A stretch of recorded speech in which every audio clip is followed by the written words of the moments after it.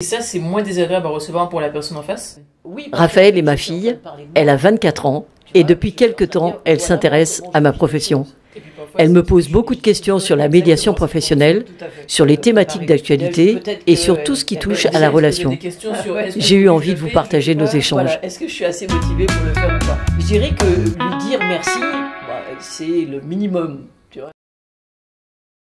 Donc quand tu parles de clarification des attentes dans le milieu professionnel, on peut comprendre que ça se fasse de la direction vers l'employé, mais l'employé, comment il clarifie ses attentes auprès de son manager? Quelle légitimité il a à dire « moi j'attends ça, ça, ça de vous » ?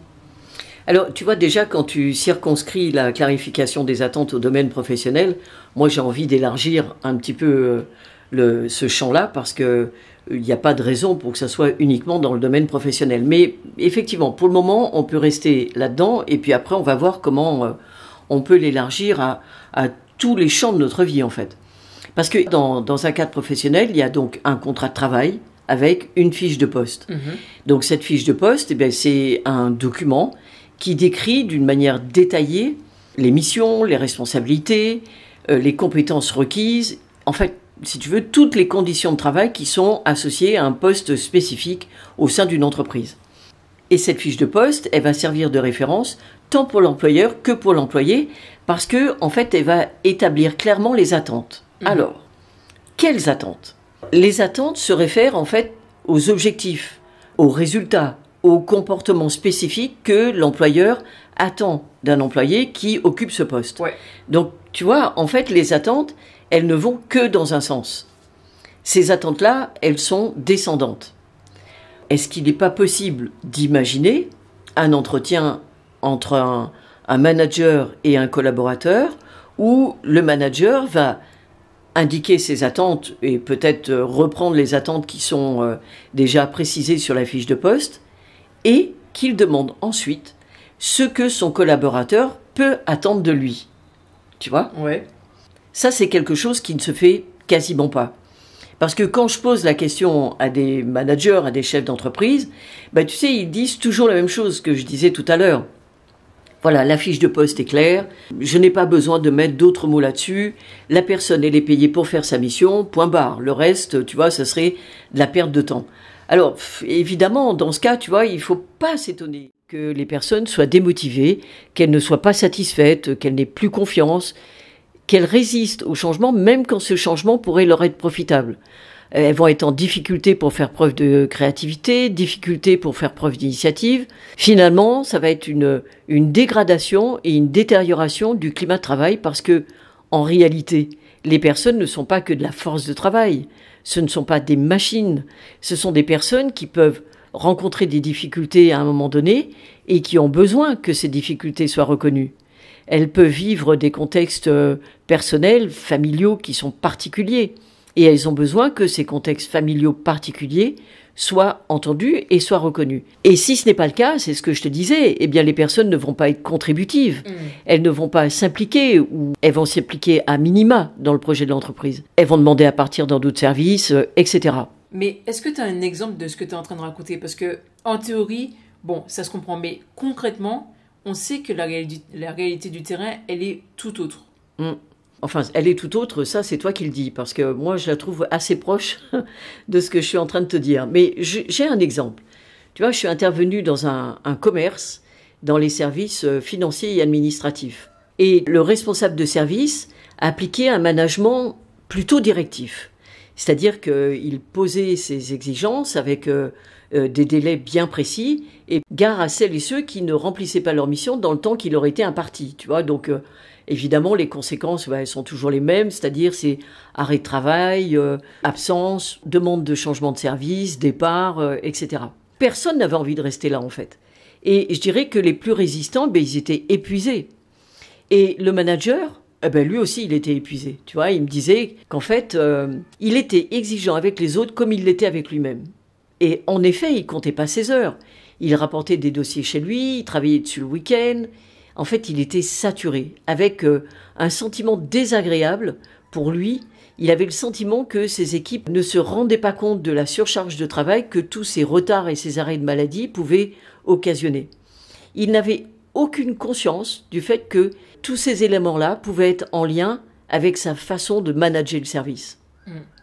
Parce que lui, en fait, tu vois, il me l'a dit, il se voyait tout à fait dans la bienveillance. D'ailleurs, il se qualifiait de manager bienveillant. Parce que il avait des points d'attention sur certains éléments. Il était attentif aux heures de repas, il était attentif aux heures de départ, au fait qu'il y ait toujours le bon café à la bonne place. C'est marrant parce que quand tu dis bienveillant, c'est totalement ça. Parce que si je reprends ce que tu disais plus haut, tu as dit qu'il était exigeant avec les autres comme il était avec lui-même. Mais est-ce qu'il a demandé aux autres s'ils avaient envie d'être récepteurs de cette même exigence? C'est ça. C'est tout à fait, en fait, le problème qu'il a rencontré, mais comme il se voyait à la mode, tu vois, puisqu'il revêtait ce qualificatif de bienveillant, il se posait pas de questions, en fait. Voilà. Donc, on a eu cet entretien et... Évidemment, comme il avait fait le constat qu'il y avait plein de choses qui n'allaient pas dans son service, je lui ai demandé s'il était prêt à mettre en place du changement. Alors, il m'a pas répondu tout de suite, mais à un moment donné, quand même, il a été OK avec ça. Et en fait, ce que je lui ai proposé, c'est de travailler individuellement sur les attentes de chacun et chacune des personnes de son service. Bon, c'était un petit service, tu vois, ça représentait 7 personnes. Et avant de mettre en place ce changement, il y a eu une réunion avec ces 7 personnes plus la direction. Et dans cette réunion, j'ai présenté l'intérêt de réfléchir ensemble à ce qui fait la qualité des relations dans un service. Alors, ça a été une réflexion commune qui a été vraiment très riche, puisqu'elle a permis de poser un élément important, c'est celui dont je te parlais tout à l'heure, c'est que quand nous ne savons pas quelles sont les attentes, quels sont les besoins, quels sont les impératifs, quelles sont les motivations de chacun, ça devient difficile d'établir des relations professionnelles solides. Et pour le manager, c'est difficile aussi d'assurer un environnement de travail collaboratif et épanouissant. Autant pour lui que pour ses collaborateurs d'ailleurs. Bien sûr. Ah oui, c'est à double tranchant. Et parce que, effectivement, ne sachant pas tous ces éléments-là, il ne peut être que maladroit, en fait, en imposant sa propre représentation, avec toutes les conséquences que je te disais tout à l'heure, en termes d'absence, d'arrêt de maladie, de départ, de résistance, etc. Donc, ce chef de service a mis en place ces entretiens individuels, et vraiment, ça a été l'occasion pour lui d'entendre des choses, tu vois, je te dirais qu'il n'imaginait même pas au sein de son service. Des conflits qui étaient là depuis plusieurs années entre plusieurs collaborateurs, et ces conflits engendraient un mal-être au travail et puis une désorganisation du service. Il travaillait beaucoup en binôme, donc il y avait un manque de communication dans des binômes qui faisait que l'un des deux avait une charge de travail qui était excessive. Des collaborateurs qui avaient besoin de soutien dans l'accomplissement de certaines missions, et ma foi, faute de l'avoir, ils étaient complètement démotivés. Et puis aussi, tu vois, il n'y a pas que du pro, il y a aussi des éléments personnels, c'est-à-dire qu'il y a toutes ces situations personnelles qui interfèrent sur le milieu professionnel. Et qui parfois nécessitent des ajustements. Alors ça peut être des ajustements d'horaire, des adaptations par rapport à des états de santé ou par rapport à des situations familiales, tu vois, quand il y a du changement. Tu vois, ça peut être des changements qui sont désagréables à vivre, le divorce par exemple, la maladie. Ça peut être une garde d'enfants quand il y a des difficultés pour faire garder les enfants. En fait, des impératifs auxquels on ne peut pas échapper. Exactement. Et parfois, le travail en distanciel peut apporter des réponses satisfaisantes. Mais ça va être au cas par cas.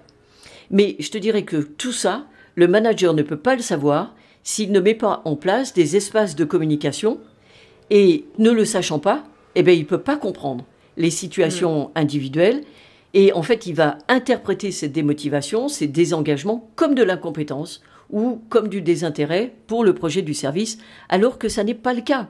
Suite à ces entretiens, donc le service a pu se réorganiser de façon à répondre aux attentes de chacun, avec du télétravail pour certains, des formations pour d'autres, des réunions selon le besoin des personnes, des changements même de bureau, tu vois, de lieu de travail quand les binômes n'étaient pas adaptés. Une médiation aussi qui a été mise en œuvre pour résoudre les conflictualités existantes. C'est quand même marrant de se dire qu'il y a eu des adaptations pour chacune des personnes. C'est-à-dire qu'on aurait tendance à se dire que les personnes pourraient vivre un sentiment d'injustice, de oui, mais celui-là il a pas la même chose que moi ou j'ai pas la même chose que lui. Mais en fait, dès que ça fonctionne dans l'entente, l'autre il peut avoir changé de bureau parce que je sais pas, il y avait trop de bruit et moi je suis dans le même bureau. Mais en fait, peu importe, puisque je me suis entendue avec le patron, il s'est entendu avec le patron, moi je m'entends avec lui. Et au final, on s'entend tous bien sur le fait qu'il y a des situations qui sont propres à chacun et qui nécessitent des modifications précises, quoi. Ouais, et individuelles. Et individuelles, adaptées. Exactement. Donc, quoi dire à ce que tu viens de dire? Voilà, c'est exactement ça. Alors, j'ai eu quand même, je voudrais terminer là-dessus, j'ai eu des nouvelles de ce chef de service il n'y a pas très longtemps. Et il me disait maintenant qu'il était beaucoup plus serein. Et il était content, satisfait parce que son équipe est stable. Et il me disait, maintenant, il y a une entente solide entre nous. La confiance est là. Alors ça, c'était un mot qui n'était même pas utilisé. C'était pas un mot qui était dans le répertoire. Et même, il me dit, maintenant, je ris avec mes collaborateurs. Tu vois, ça peut sembler être un détail pour certains, mais pour d'autres, ça veut dire beaucoup. Ouais. Ça, c'est le travail sur la clarification des attentes, et ce sont des attentes bidirectionnelles. Donc, tu me disais au début que la clarification des attentes ne s'applique pas seulement au domaine professionnel, c'est-à-dire tu peux imaginer que dans toutes les fois où tu vas être en relation avec quelqu'un et que cette relation est importante, tu peux amener une discussion sur la clarification des attentes. Alors évidemment, ça va être beaucoup moins formel. Ouais. On peut imaginer, par exemple... On ne va pas faire une réunion, on se voit à 10h pour clarifier nos attentes. C'est ce que j'allais te dire. Tu ne vas pas convoquer ta mère pour un entretien sur la clarification des attentes. Mais je dirais que, tu vois, c'est quelque chose effectivement d'informel à l'occasion d'un échange. Tu vois que ces deux personnes peuvent discuter sur leur manière de vivre leur relation, tu vois. Et parfois, quand il s'agit d'un couple, c'est sur la manière de vivre ensemble. Ça veut dire quoi? Ça veut dire tes besoins, les miens, tes attentes, les miennes. Et ça peut se faire dans toutes les relations, dès lors que la relation est importante pour nous. Ouais. Tu vois, c'est ce que je te disais tout à l'heure. Donc, tu vois, on a échangé autour des limites de la bienveillance, et ce qu'il était possible de mettre en place pour instaurer ou maintenir des relations de qualité, que ce soit donc dans le milieu professionnel ou dans le milieu personnel. Et c'est important de le faire parce que sinon, le risque, c'est de voir se dégrader les relations jusqu'à ce qu'elles deviennent en fait conflictuelles.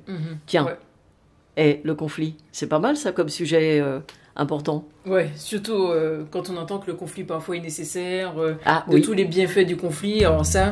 Exactement. Franchement, j'en doute, mais j'ai pas les arguments toujours pour pouvoir en contester. Ouais, c'est vrai. C'est vrai qu'on pourrait se demander si c'est une fatalité, c'est-à-dire que dès lors qu'il y a deux personnes, est-ce que le conflit est inévitable? Ça me semble être intéressant comme thématique. Ouais.